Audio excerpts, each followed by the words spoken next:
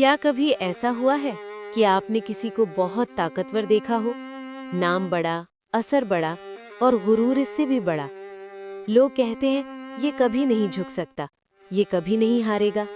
لیکن سنو، جب رب فیصلہ کرتا ہے تو نہ طاقت کام آتی ہے، نہ غرور بولتا ہے۔ رب کے فیصلے خاموش ہوتے ہیں، مگر جب آتے ہیں تو تاریخ بدل دیتے ہیں۔ ایک لمحہ کافی ہوتا ہے تخت سے زمین تک آنے میں، کیونکہ رب کسی اعلان کا محتاج نہیں۔ غرور کو توڑنے کے لیے اللہ کو شور نہیں چاہیے، بس ایک فیصلہ کافی ہے۔